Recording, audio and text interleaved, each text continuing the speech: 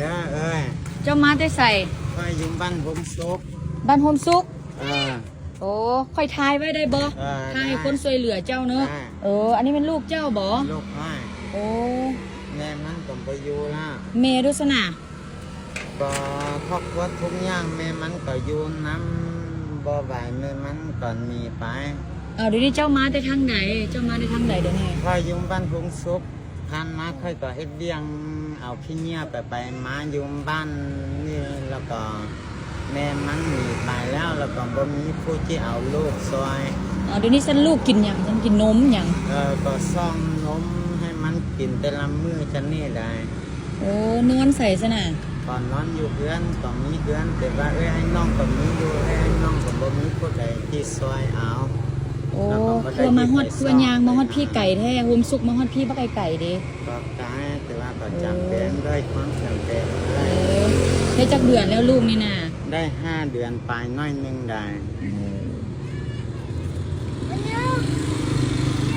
ลูกกินนมอย่างลูกกินนมโผงอย่างอยู่ไหนก็มีเด้นมโผงนมโผงนมอย่างตาดูแลกันแน่นี่สวยเด้อขอบใจหลายเด้อเอ้ยนี่อันนั้นบ่แล้วเฮ็ดจังได๋เดี๋ยวนี้สิมื้อเฮือนเลยบ่ก็สิพาลูกย่างกับกินได้มื้อซอกนมไปซ่องนมให้ลูกก่อนคอยมื้อเด้อเจ้าเขาขอบใจหลายเด้อเบิ่งลูกก็กินข้าวแล้วลูกหั่นยังบ่สั่งกินข้าวเทื่อ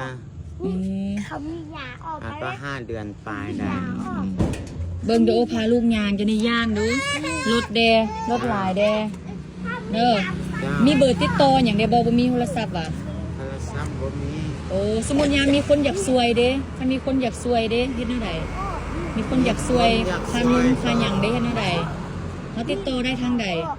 ทางกลุ่มก็ได้กลุ่มใดกลุ่ม4ไปทางบ้านโฮมซุกเนาะไปกลุ่ม4เนาะเจ้าอยู่บ้านโฮมซุกกลุ่ม4เมืองไซแข่งอุดมไซแม่นบ่ถ้าว่ามีคนอยากซวยแล้วก็จึงเสี่ยงไปหาเพิ่นเด้อติดต่อหาเด้อ